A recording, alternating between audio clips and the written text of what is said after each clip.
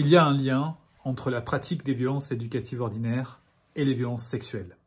Je vous invite à écouter Johanna Romba qui va nous expliquer pourquoi le culte de l'obéissance basé sur les violences éducatives ordinaires rend nos enfants vulnérables aux violences sexuelles. Bonne écoute. Pourquoi est-ce que les enfants ont autant de difficultés à raconter quand ils sont victimes de violences sexuelles ?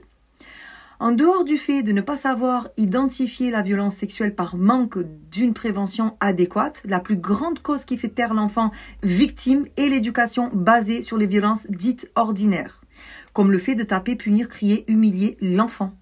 Ce n'est pas un hasard que ce soit interdit. Voulez-vous savoir pourquoi cette éducation fait taire les victimes ?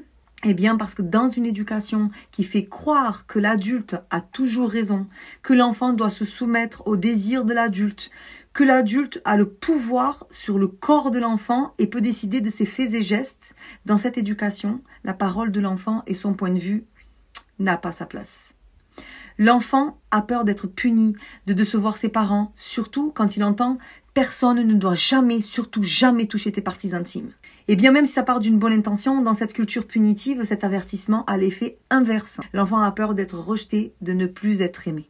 Et ça arrive beaucoup, même quand l'enfant a conscience qu'il est victime. Alors quand il ne sait pas faire la différence entre un bon et un mauvais toucher, à cause de la confusion que l'éducation violente crée en faisant croire à l'enfant qu'il doit se taire et obéir, eh bien, il fera simplement ce que l'agresseur lui demande.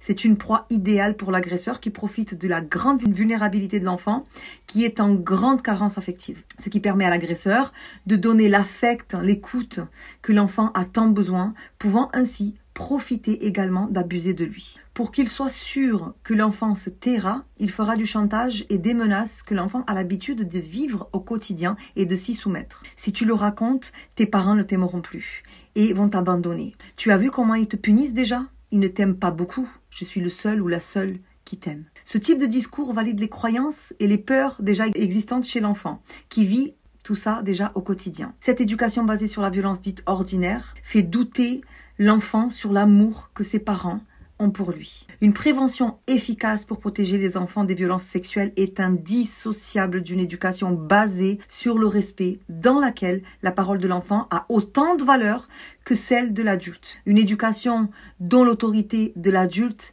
a pour vocation de protéger et d'accompagner l'enfant dans son développement et ses besoins. Faire croire que l'adulte a tous les pouvoirs sur l'enfant sabote totalement la prévention et crée des cibles parfaites pour les agresseurs. Sans compter le fait que l'éducation violente est également une source qui crée des humains violents, dont des agresseurs sexuels.